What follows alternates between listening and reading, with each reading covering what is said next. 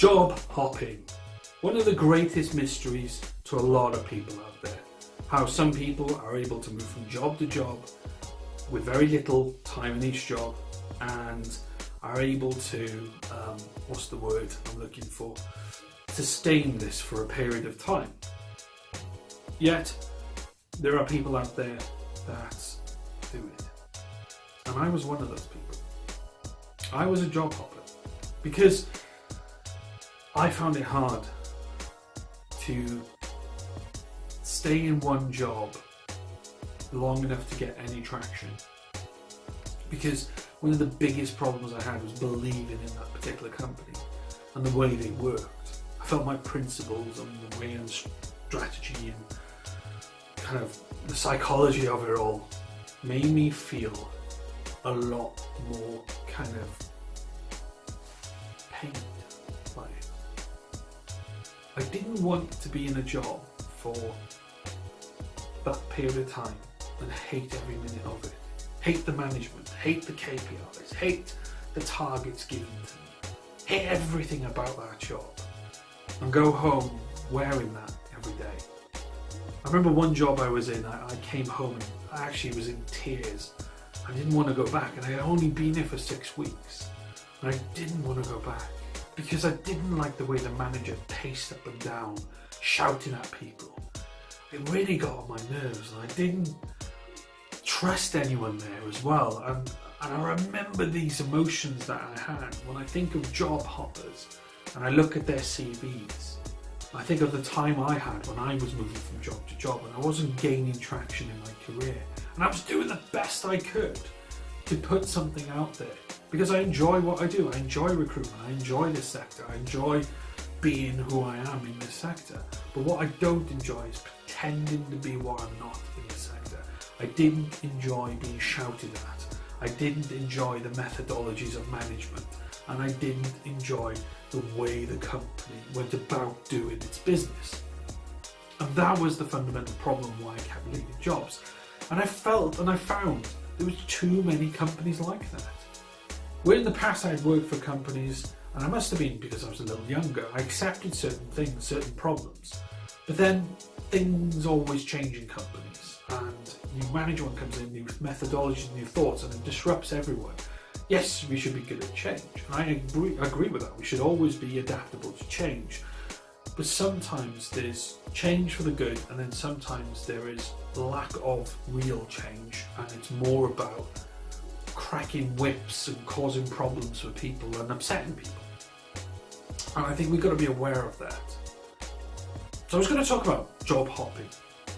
And when I saw it on my list of things to talk about, I kept pushing it back, if I'm honest with you, because it's even though I haven't job hopped now for a very long time, I have my own business, it's nearly 3 years old, it still feels raw to me. It still feels very difficult for me to talk about. And when I speak to candidates that have job hopped in their CVs, and I hear their reasons and whys, I know when a candidate's lying about why it didn't work out for them. And I know when a candidate's telling me the truth, because it's the same emotion I felt. The kind of, there's one emotion it feels like, okay, and this is the closest emotion to it.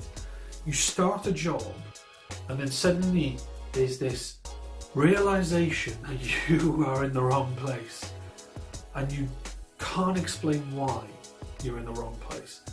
And suddenly then you're faking everything, you're pretending to do things, you're pretending to enjoy it, you're pretending to laugh at that guy's joke over there, and you're pretending to agree with the manager giving you some ridiculous orders to do something. And then you're trying to phone clients up and be genuine, and you're trying to help people find jobs. This is recruitment related, obviously. And you're dislocated from the process. And then once you get to that day where you think, I've got to bloody go. Normally you found another job, normally. And then you've explained to that hiring manager, that new job, that it's just not working out. I can't quite get traction in this job, or then you blame someone for it. And normally it is their fault, but you've got to then take the blame, because you can't say that to the next person down the road. You can't say to them, oh, the reason I kind of don't like that job is because the manager shouts and he smells like shit and I can't stand him, I don't like the KPIs, and half the people in there are really horrid to me. You can't say that. You've got to make up a story. You've got to say to them, oh, the reason I left that job is because, what I'm looking for in my career is a stepping stone into this area of recruitment or of sales or whatever it is, engineering. And they really blocking me and I couldn't quite get traction in that area, or the business plan changed and I couldn't go that direction in my career. So, that kind of left me thinking, well, maybe I need to move on to something else. The truth be it is that you don't like the place. You hate the people around you and it's not working for you. And I look back at my career and kind of think where I've tried to make things work and I've done my best to make things work. And a piece of me's kind of cut off, like my arm's cut off because it doesn't want to be there or something. And I'm trying my best to kind of work around that, and you're just not there. You're just emotionally not there.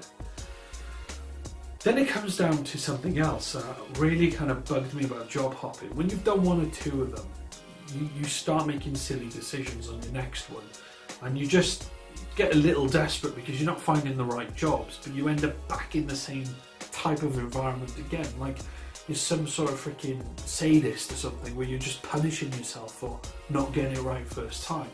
And you try to find your groove. You try to find your place in the world doing jobs. And I know people that have CVs that have done 7 or 8 jobs in 6 or 7 months and removed them from their CV.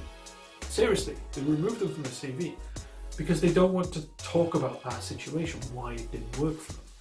And it didn't work for most of them because people didn't help them. I think that was one of the major things. And when you look at the reasons why people didn't help you, because you slightly oversold yourself in some circumstances. You went into a job interview and said, yeah, I can do that. Yeah. But really, you're still a little bit fragile from that last job. And you don't quite believe in what they're doing anyway. And you didn't believe in the last guy. So you take that next opportunity. And you think that's what you need. And you go into that job. And it's not right. It's not what you want. It's not what you need. And you have to move on. And then the cycle continues until you find something that you can stay in a little longer than normal. And then the goalposts move. And that's the biggest problem ever. The change, the way things come about, the way we look at ourselves in this world, and the way we believe in ourselves.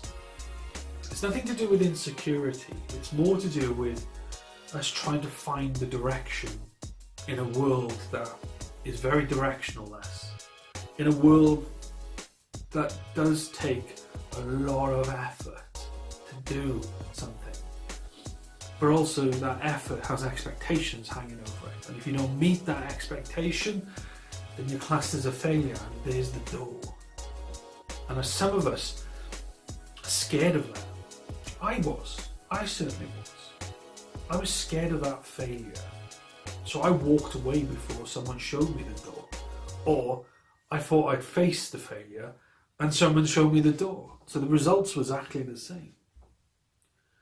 So I was right. They were right. But it doesn't mean to say it's right. So that's my thoughts on job hopping.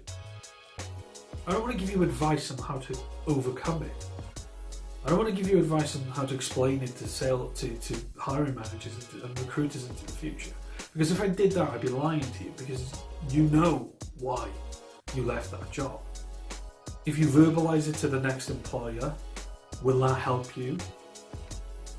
I don't know. I don't know if it will help you. What I do know is we need to be a bit truthful to ourselves. We need to reflect inwards a little bit and kind of understand, there are shit companies out there. There are really bad companies out there. There are really bad managers out there. And I think when we're in the interview process and when we're sitting there listening to what these people are saying, do we buy what they are selling, or do we need a job? Which one is it?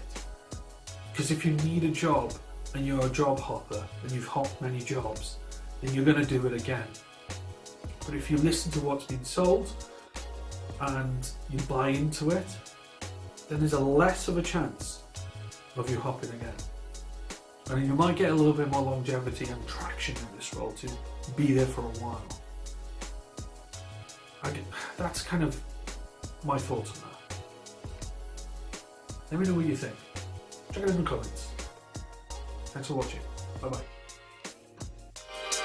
Why not check out thomaslee.co.uk for the latest jobs in engineering and technical sales across the UK? Or even, how about you check out our blogs and vlogs for the latest thoughts about recruitment and tips on how to find a job and how to find candidates as well.